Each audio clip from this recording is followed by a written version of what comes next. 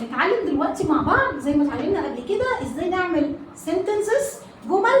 لو جاب لي اعملي باراجراف عن ايه؟ عن animal حيوان او طائر، عن animal حيوان او bird طائر. اول جمله هقولها ازاي؟ يلا كده بصوا معايا. هنقول ايه؟ this is a او an واسم الانيمال او البيرد. يعني مثلا لو بتكلم عن الكامل هقول ايه؟ this is a camel. this is a camel. طب لو بتكلم عن مثلا عن ايه؟ ركز هنا حبيبي. لو بتكلم مثلا عن الايجل النسر هقول ايه؟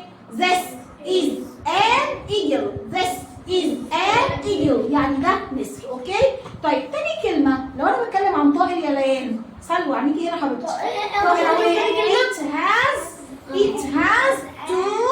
it has a beak. it has a beak. تاني جملة بقول it has a beak يعني هو عنده ايه؟ منقار. يبقى تاني فكرة تيجي في دماغي لو انا بتكلم عن طائر اقول ايه؟ it has عنده it has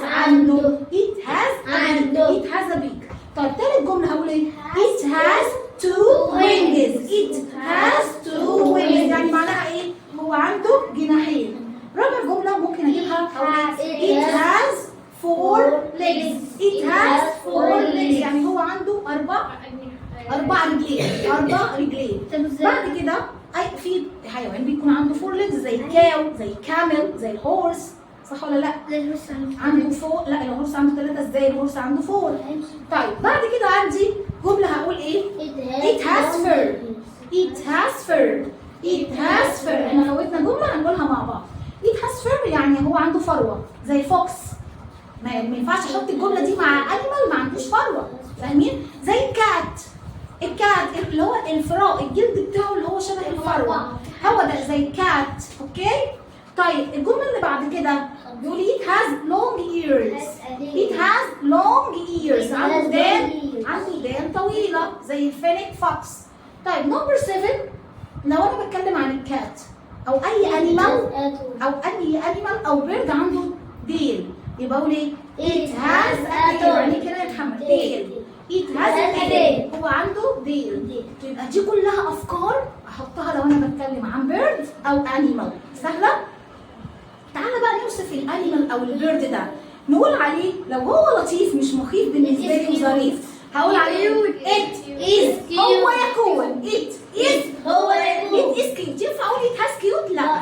has معناها يمتلك، لكن لما اقول يكون يبقى is. it is cute. طيب لو هو خطير it is dangerous. طب لو هو مخيف it is scary. لو الانيمال اللي انا بتكلم عنه ده سريع هقول عليه it is fast. رقم 12 لو هو بطيء بالراحه عشان الناس تفهم. لو هو بطيء زي التيرتل هقول ايه؟ it is slow. طيب بعد كده نمبر 13 اقول ايه؟ it lives in the desert. هو بيعيش فين؟ في الصحراء. انا بدات افكر بقى عن مكان العيشه بتاعته. يبقى نمبر 13 بيقول لي it lives in the desert. هو بيعيش فين؟ في الصحراء. طب لو هو بيعيش في البحر زي الفيش it lives in the sea. طب لو هو بيعيش في الجنجل يعني ايه بقى الجنجل؟ غابه جنجل.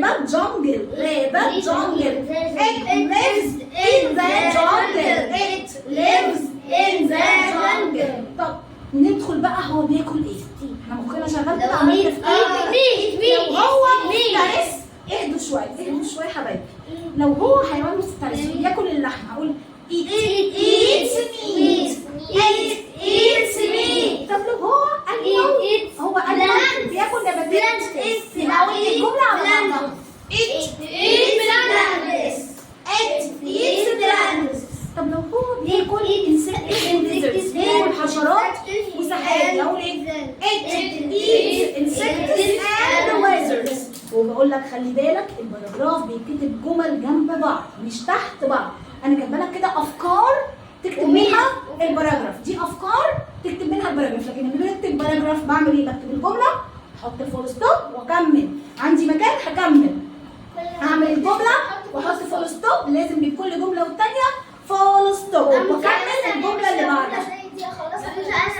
تحطي فول ستوب، هتحطي الجمله دي وبعد كده تحطي فول ستوب وتكملي الجمله اللي بعد كده. صعب الباراجراف؟ يلا بقى نعمل باراجراف عن الهورس وشوف